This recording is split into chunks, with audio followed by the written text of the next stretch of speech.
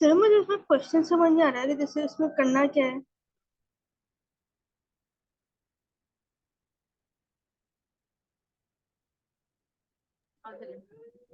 इसमें बेसिकली आप सबसे पहले देखें यहाँ पे मेन मॉडल कौन सा है। इसमें सबसे फाइंड आउट करें कि इसमें मेन मॉडल कौन सा है। हेड। हेड। तो सबसे ऊपर तो जहाँ ए है वहाँ तो हेड अभी लिखना तो नहीं है। इसमें बस एरो लगा। क्या लगा दे। एरो। जैसे कल नहीं किया था हमने जी। उसी तरह कि अगर कोई मिसिंग एरो है तो वो लगा। सबसे पहले देखें सही। इसके अंदर क्या लिखा हुआ है। Function mod. एक सेकंड रुकिए।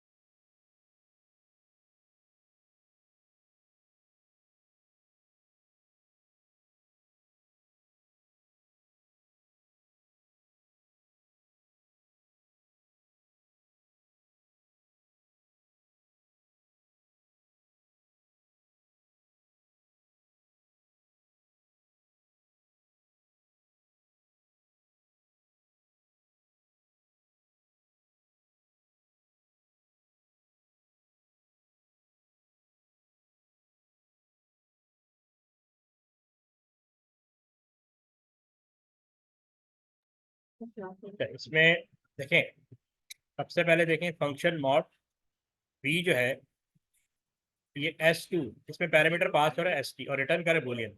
ये कहाँ पे हो रहा है। बूलियन कहाँ पे रिटर्न हो रहा है। डी पर। टी में ना अगर बूलियन रिटर्न कर रहा है तो इसका मतलब इससे पहले रिसीव भी कर रहा होगा है ना। जी। तो यहाँ पे आप एक एरो बना देंगे। ए से डी तक एक एरो बना देंगे बुलियन हाँ का। बिल्कुल क्योंकि अगर ये सेंड कर रहा है तो इससे पहले रिसीव कर रहा होगा। जी, सही। ठीक है यहाँ तक क्लियर। जी। अच्छा फिर आप देखें कि ये एक पैरामीटर यहाँ पे सी में ये रिसीव तो कर रहा है लेकिन यहाँ पे वापस कुछ नहीं दे रहा। ठीक है अच्छा फिर हम देखते हैं कि प्रोसीजर मॉड WP4 ये सिर्फ रिसीव कर रहा है वापस कुछ नहीं दे रहा। ठीक है जी। तो ये कौन सा हो सकता है यहाँ पे। बी। बी। ठीक है अच्छा फिर देखें यहाँ पे प्रोसीजर मॉड X है T4 पैरामीटर है और बायर एफ P3 पैरामीटर है। ठीक है एक बायर एफ है और एक बायबेल है। ये जो T4 है ना बायबेल होता है बाय डिफॉल्ट सारे बायबेल होते हैं। बायर एफ का लिखा जाता है। तो अब ये कौन सा ये कहाँ पे अप्लाई हो रहा है। एफ पे हो रहा है मेरे ख्याल से। नहीं मैंने आपको बताया था ब्रैकेट के अंदर जो होते हैं ना पैरामीटर ये रिसीव कर रहे हैं ये जो होते हैं ये इसका मतलब ये इनपुट हो रहे हैं यानी रिसीव हो रहे हैं। इनकी डायरेक्शन डाउनवर्ड होती है। ठीक है हम्म। और ब्रैकेट से तो बाहर जैसे रिटर्न लिखा होता है तो उनकी डायरेक्शन अपवर्ड होती है। एफ की डायरेक्शन डाउनवर्ड ही तो है। ये जो एफ के साथ दो एरोज है। लेकिन बायर एफ नहीं है ना। बायर एफ ये होता है ये जो सी के साथ है ये जो सही। डबल एरो होता है ना ये बायर एफ होता जी, सही। है। ठीक है तो बेसिकली ये सी अप्लाई हो रहा है। अच्छा अब चौथे को देखें मॉड वाई वाले को इसमें भी सिर्फ रिसीव हो रहे हैं वापस कुछ नहीं आ रहा। तो ये कहाँ अप्लाई होगा।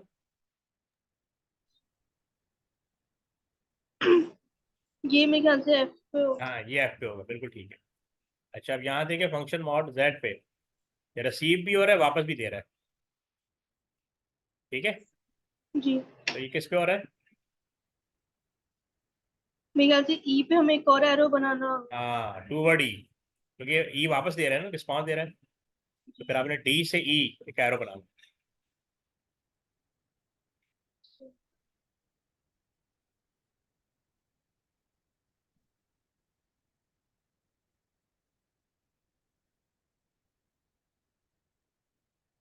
ठीक है जी। तो बेसिकली इसमें अच्छा एक चीज़ और हो रही है। एक तो अभी हमने आइडेंटिफाई कर लिया कि एरो कहाँ कहाँ से आ रहे हैं हमने इसको देखा। अगर ये वापस दे रहा है इसका मतलब इससे पहले रिसीव किया होगा। ठीक है जी। और ये अगर वापस दे रहा है तो इसने रिसीव किया होगा। ठीक है। तो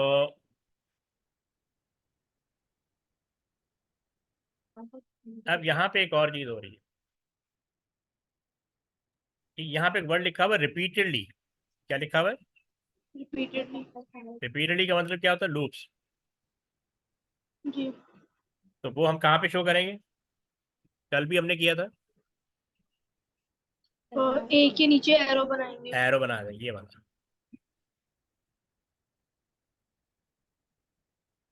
ठीक है।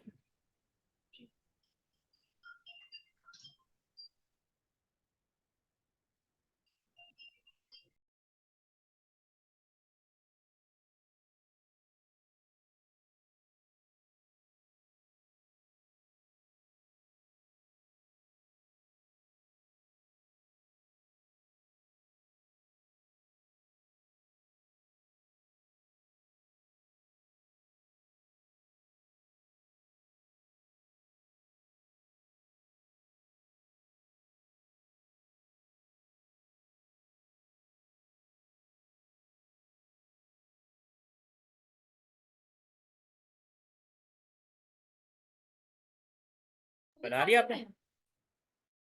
जी सर।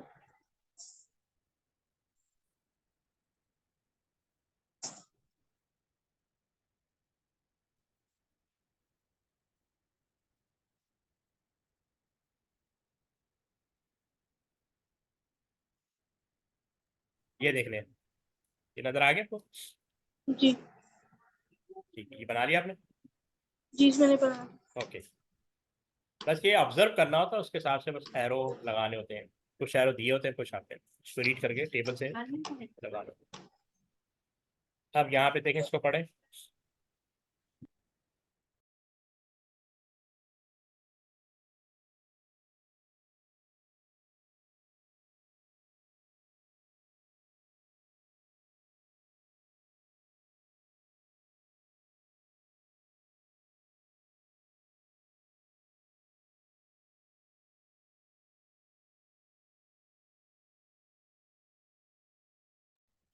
सही है, ये क्वेश्चन कॉपी करना है? नहीं, ये हाँ, ये पूरा टेबल बना लेना, इसमें आपने फिल करना होगा ना। ए का मॉड्यूल क्या है, मॉड्यूल नेम देना होगा ना आपको यहाँ पे। ये पीछे टेबल बना हुआ है ना यहाँ पे। यहाँ से ठीक मॉड्यूल है। नेम पिक करना है कि ए कहाँ अप्लाई हो रहा है, डब्ल्यू कहाँ अप्लाई हो रहा है, एक्स कहाँ अप्लाई हो रहा है, वाई कहाँ अप्लाई हो रहा है। वो ए बी सी लगे हुए हैं ना यहाँ पे, ए बी सी लगे हुए हैं। सही है। इसको इन्होंने अब टेबुलर फॉर्म में आपसे मांगा है कि मॉड्यूल नेम बताएं। सही।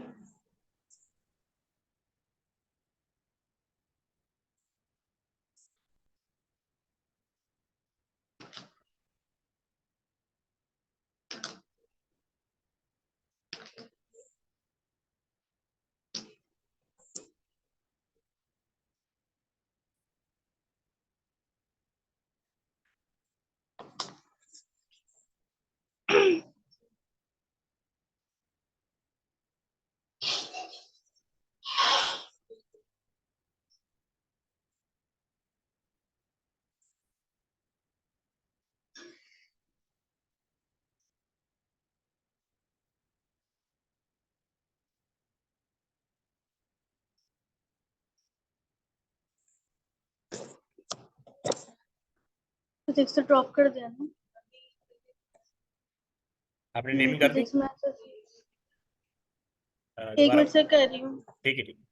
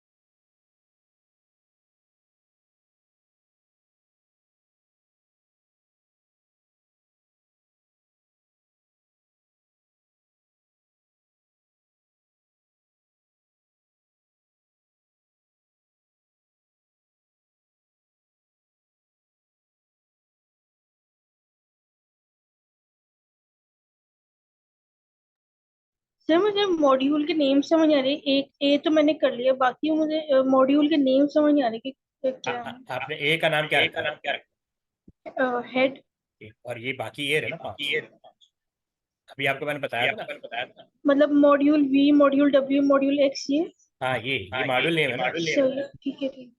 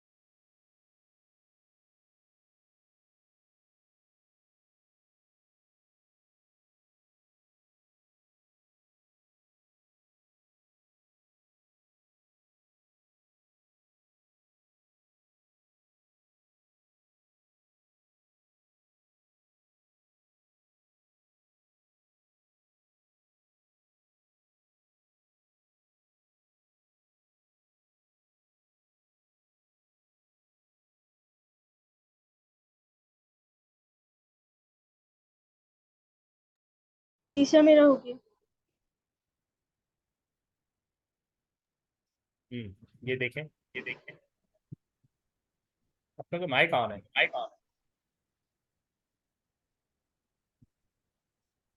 ओके, इसी तरह की है। तो एक मिनट सर, मैं check जी सर ऐसी। ठीक है, ये पढ़ेंगे क्वेश्चन।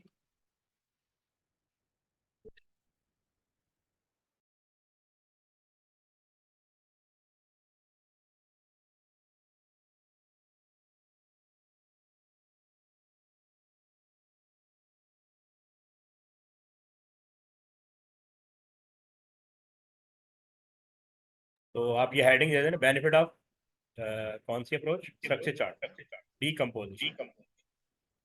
ये कह रहे हैं the structure chart represent part of complex problem. The process of decomposition is used to break down the complex problem into सब प्रॉब्लम। ठीक है, तो ये जो स्ट्रक्चर चार्ट अप्रोच है ना, इसके अंदर हम क्या कर रहे होते हैं, डीकम्पोज कर रहे होते हैं, यानी प्रॉब्लम को ब्रेक डाउन कर रहे होते हैं और सिंप्लीफाई कर रहे होते सही। हैं। ठीक है, तो उसी के बेनिफिट पूछ रहे हैं, describe 3 benefit of this approach. ये जो असल में इसको कहते हैं टॉप डाउन अप्रोच। क्या कहते हैं? Top down, top top down. क्योंकि हम टॉप से नीचे की तरफ आ रहे हैं, टॉप डाउन अप्रोच। इसको हम स्टेप वाइज रिफाइनमेंट भी कहते हैं। ये जो हम चार्ट वगैरह बनाते हैं इसको। हाँ, ऊपर से नीचे आ रहे हैं ना, हम प्रॉब्लम को ये ब्रेकअप करते हुए आ रहे हैं ना, और ये डीकम्पोजिशन भी कहते हैं। ठीक है, ये आपने क्या लिखा, step refined. Step wise refinement, step wise, तो ऐसे कहते हैं स्टेप वाइज रिफाइनमेंट। सही। ठीक है, अब इसके बेनिफिट देख लेते हैं, वो आप राइट कर सकते हैं।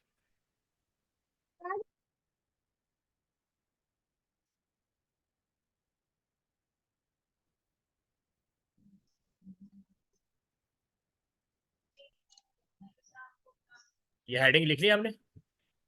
जी मैंने लिख लिया।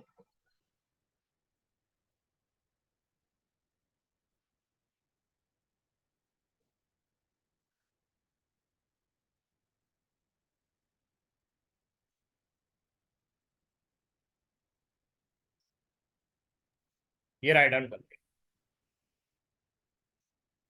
सही, फर्स्ट और सेकंड पॉइंट सेम नहीं है कि smaller problems are easier to understand, पर सेकंड में भी लिखा smaller problem easier to programme.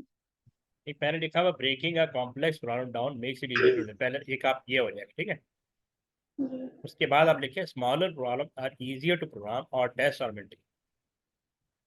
ठीक है, तो यहाँ पे लिखा हुआ smaller problem are easier to understand, पहले अंडरस्टैंड होगा, फिर ही उसको प्रोग्राम बनाएगा, या टेस्ट होगा या मेंटेन। सही। फिर इसी तरह थर्ड पॉइंट है।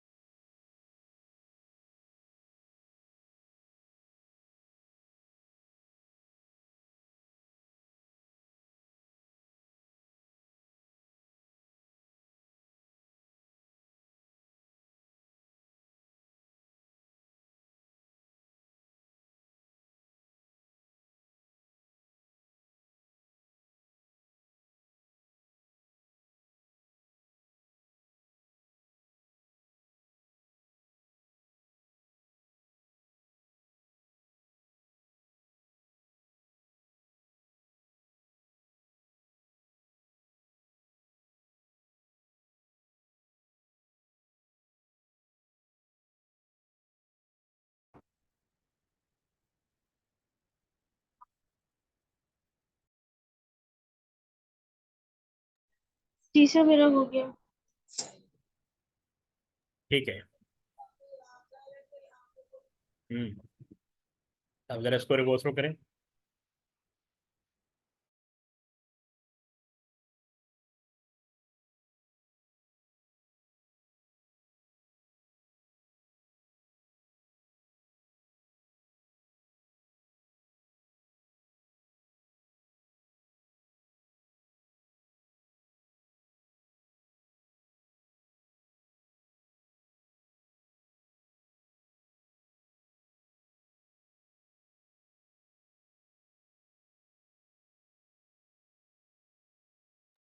तीसरा ये पढ़िए। यहाँ पे बताना है structure chart will be produce as part of the development process, describe the purpose of structure chart. ठीक है, तो हमने पर्पस बताना है। तो ये है बेसिकली, एक तो है कि मॉड्यूल का रिलेशनशिप बनाते हैं, how a problem is broken down. ठीक है, the parameter that are pass between the sub task, और whether a module is function और प्रोसीजर। मॉड्यूल जो है या तो फंक्शन होगा या प्रोसीजर होगा, और पैरामीटर के थ्रू इनकी कम्युनिकेशन।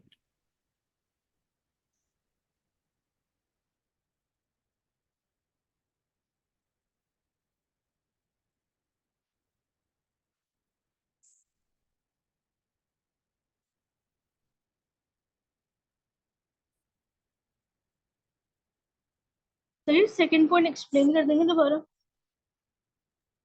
सेकंड का कह रहा है the parameter that are pass between the sub task. एक तो मॉड्यूल का बेसिकली पर्पस क्या होता है कि एक तो हम पैरामीटर के थ्रू मॉड्यूल, ये जो मॉड्यूल की कम्युनिकेशन होती है ना, जैसे ये पैरामीटर जो पास हो रहे हैं, एक मॉड्यूल ए मॉड्यूल बी से कम्युनिकेट कर रहा है थ्रू पैरामीटर कर रहा है, मॉड्यूल ए मॉड्यूल सी से कम्युनिकेट कर रहा है थ्रू पैरामीटर कर रहा है, इसी तरह मॉड्यूल ए डी से कम्युनिकेट कर रहा है थ्रू पैरामीटर कर रहा है। पैरामीटर का मतलब होता है वेरिएबल। ठीक है ना, तो वेरिएबल पास करता है डी को, डी वापस रिस्पॉन्स कर रहा है इसी तरह। तो बिटवीन मॉड्यूल जो कम्युनिकेशन होती है वो थ्रू पैरामीटर होती है।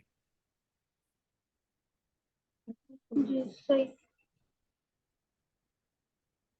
तो लिखा है the parameter that are pass between the sub task और module, whether a module is function और प्रोसीजर। अगर फंक्शन होगा तो वैल्यू रिटर्न करेगा, ठीक है, जैसे बूलियन, और अगर प्रोसीजर होगा तो वैल्यू कोई रिटर्न नहीं करेगा। सही। जो बूलियन होता है वो फंक्शन होता है। नहीं नहीं, बूलियन डेटा टाइप है, बूलियन जो है ना वो डेटा टाइप है। लेकिन ये देखे ना, इसमें मुझे बताएं इस मॉड्यूल में से आपको कौन सा मॉड्यूल लग रहा है फंक्शन है।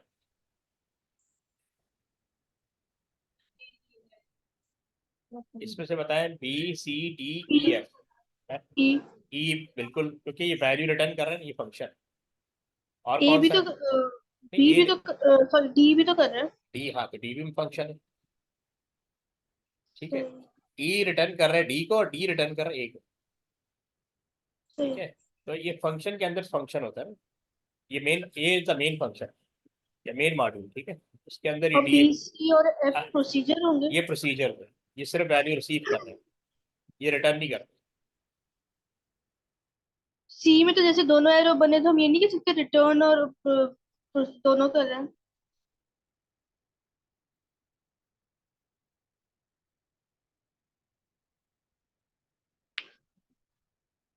हाँ, ऐसे बेसिकली ये जो बाय रेफरेंस है, ये इसको क्या, ये जो डबल एरो के साथ होता है बीच में सर्किल होता है, जी इसका मतलब होता है पैरामीटर पास बाय रेफरेंस।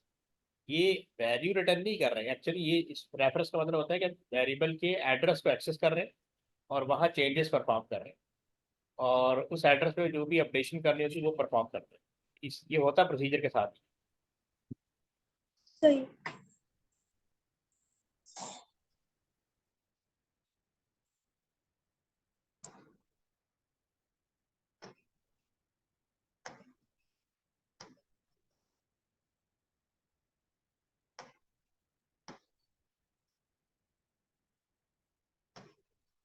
ये लिख लिया आपने? जी सही लिखती हूँ।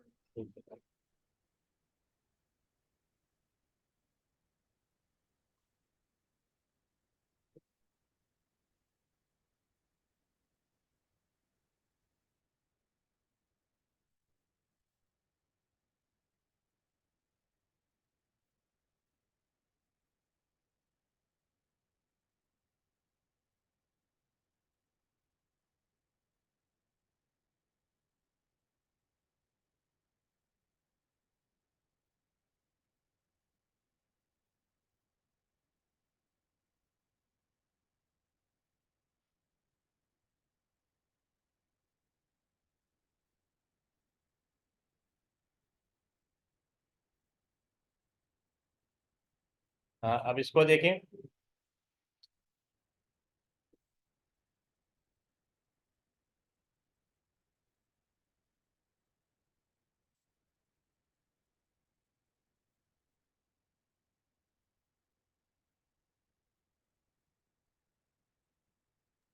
सही उसी सेम क्वेश्चन कंटिन्यूशन है या डिफरेंट है? ये सेम क्वेश्चन है ना,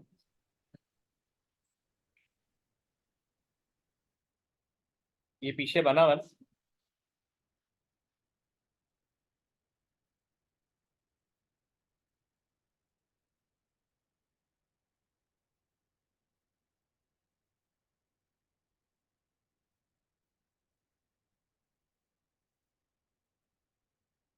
नहीं, इसमें एक एक सेकंड, एक पेज मिस हो गया। एक- हाँ ये, सॉरी, नहीं तो हो गया, एक सेकंड। हाँ, इसका पहला पेज ये है।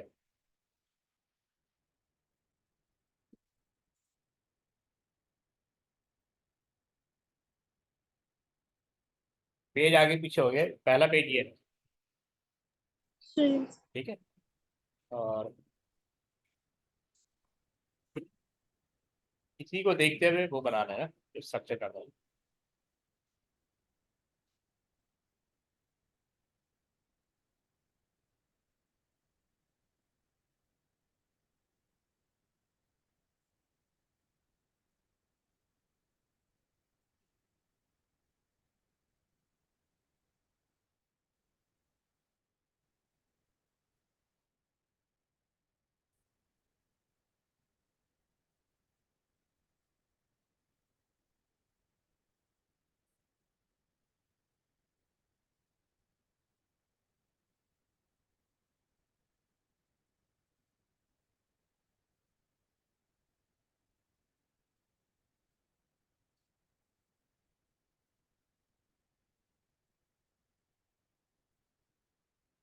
बन जाएगा।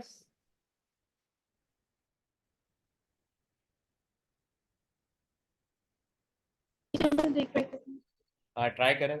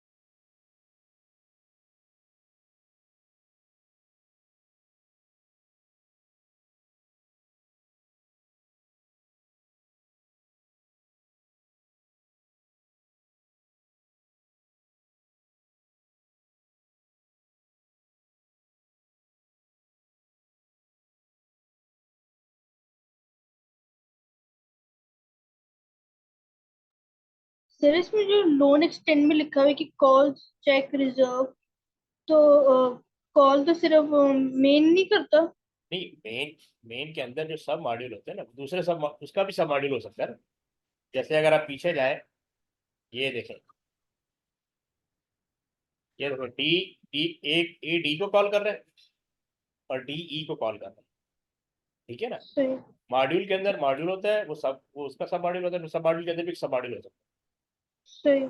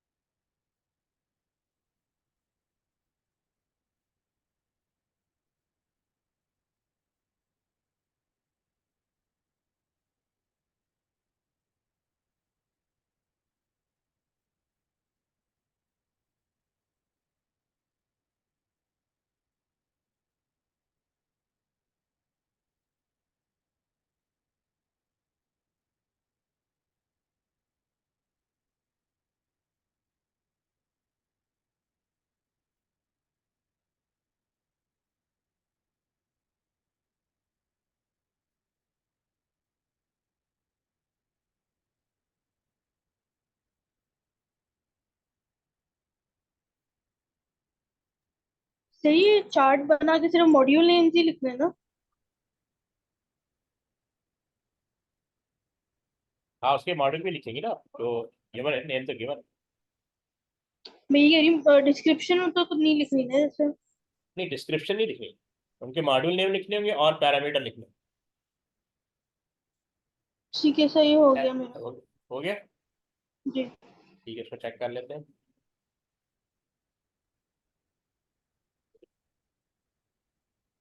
ये इसी तरह बना है।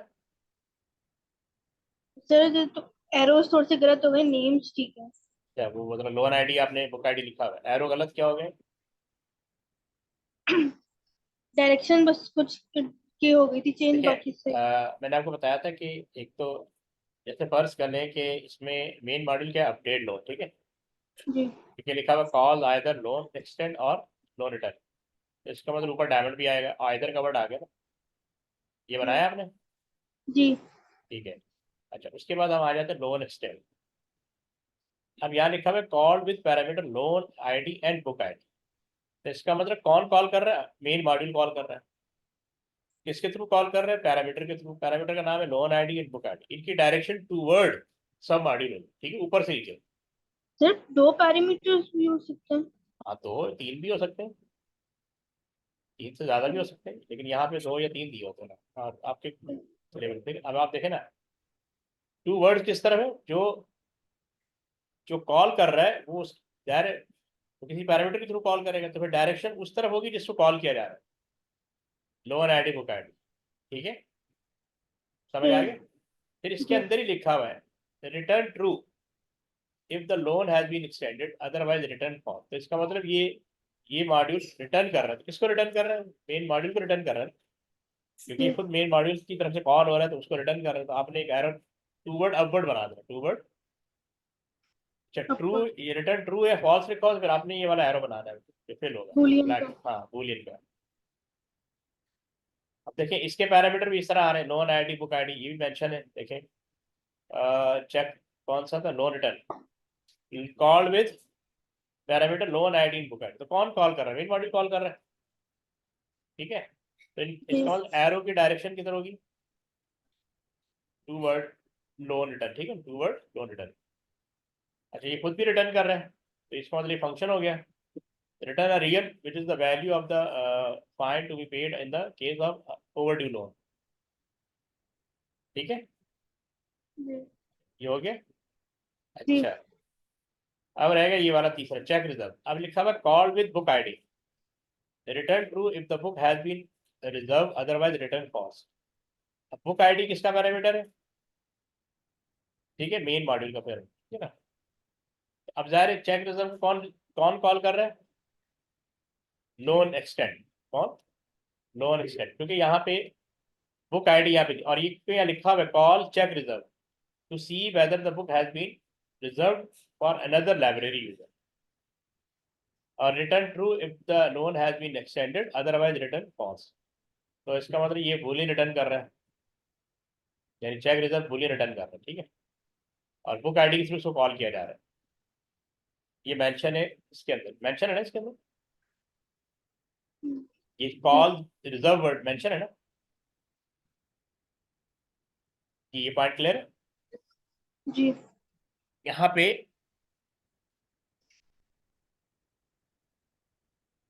पे ये जो लिखा हुआ ना, कॉल चेक रिजर्व, तो चेक रिजर्व अनदर मॉड्यूल, ठीक है। तो जी ये लोन एक्सटेंड इसको कॉल कर रहा है, तो चेक रिजर्व इसके अंदर आ जाएगा। और किसके थ्रू करेगा? बुक आईडी के थ्रू, क्योंकि कह रहा है ना जी कि वेदर बुक हैज बीन, तो बुक की बात कर रहा है ना, has been reserve for another library user, ठीक है। जी तो ये भी जाहिर है, जब इसको रिस्पांस, इसको इनपुट दिया जा रहा है, तो वापस आउटपुट भी देगा, मतलब वापस रिस्पांस करेगा, रिटर्न करेगा कि बुक रिटर्न हुई या नहीं हुई। इसलिए अगर आप देखें यहाँ पे चेक रिजर्व भी बूलियन फॉर्म में रिटर्न कर रहा है, और ये खुद लोन एक्सटेंड भी बूलियन फॉर्म में रिटर्न कर रहा है। आपकी कहाँ गलती थी? सर बस ये जो दो पैरामीटर्स बने इनके डायरेक्शन थोड़ी सी डिफरेंट हो गए थे। कौन से लोन रिटर्न की या लोन एक्सटेंड की? जो लोन आईडी और बुक आईडी है। अच्छा ठीक है, बारे इसको करेक्ट करिए, प्रैक्टिस से आ जाएगा, ठीक है। ये हो गया। जी अच्छा अब इसको पढ़ ले जरा, मैं 1 मिनट में आ रहा हूँ। ओके।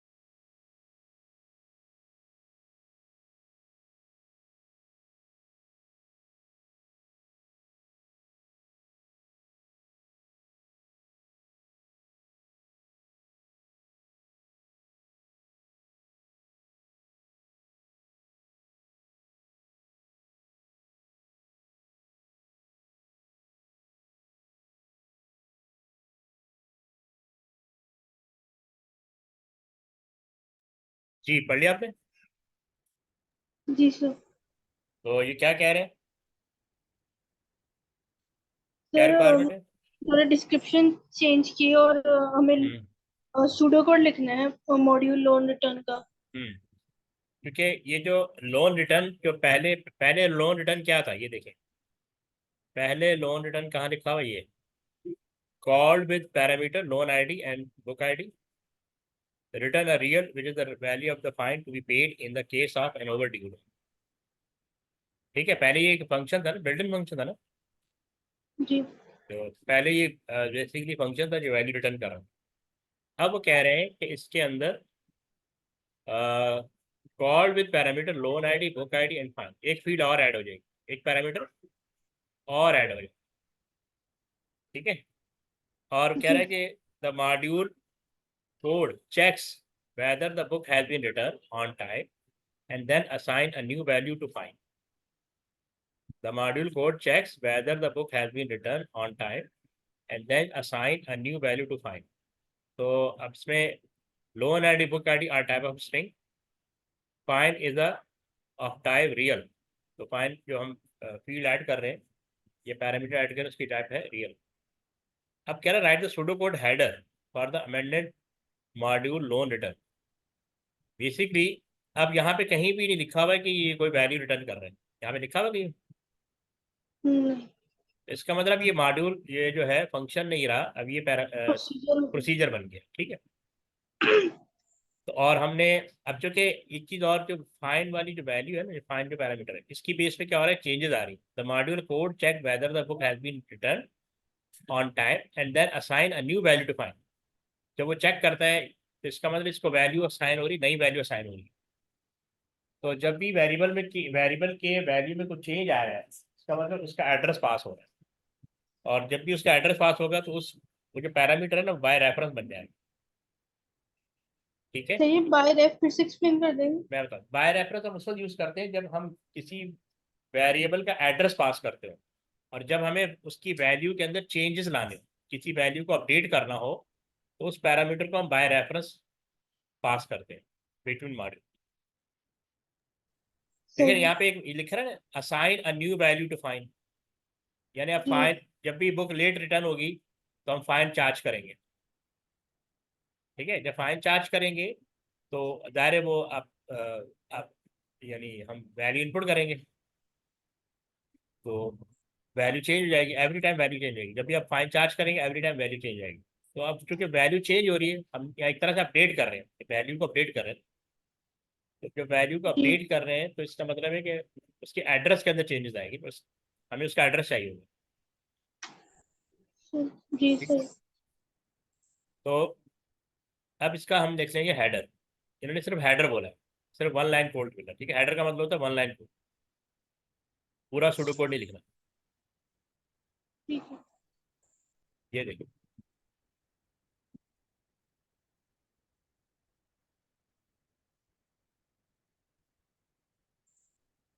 हम लिखेंगे प्रोसीजर लोन रिटर्न, प्रोसीजर का नाम, जो पहले फंक्शन था अपडेट प्रोसीजर हो गया।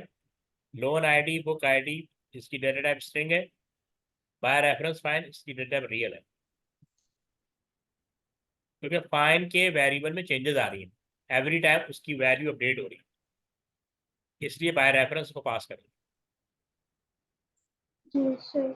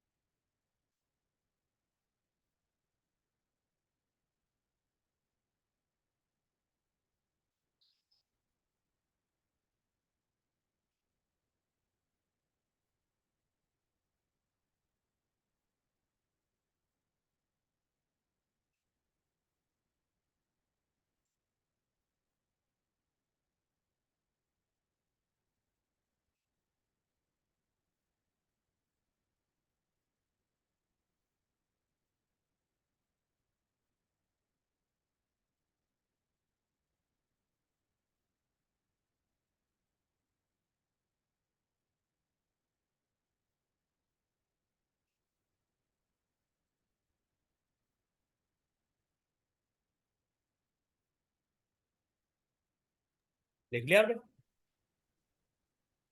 जी सर।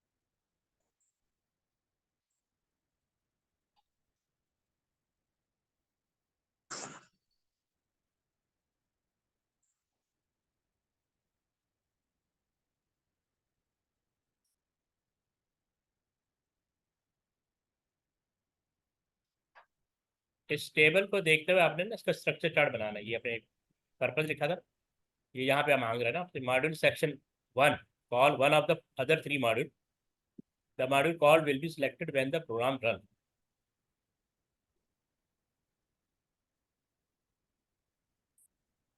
ठीक है। जी।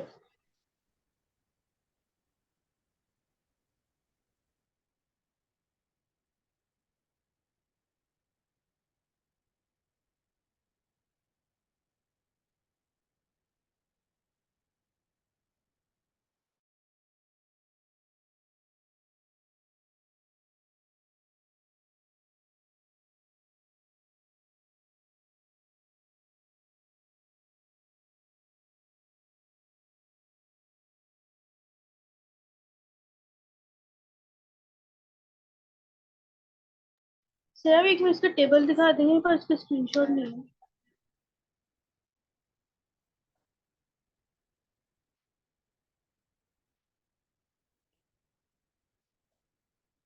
ठीक है।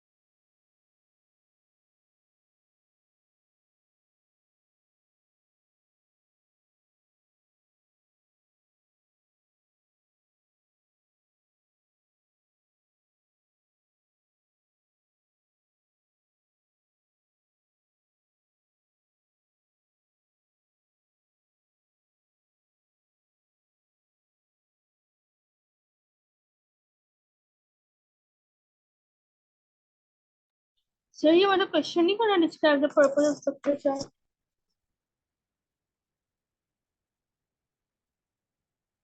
नहीं, इसकी थ्योरी तो कर ली ना, इसका नेक्स्ट पार्ट ये है ना।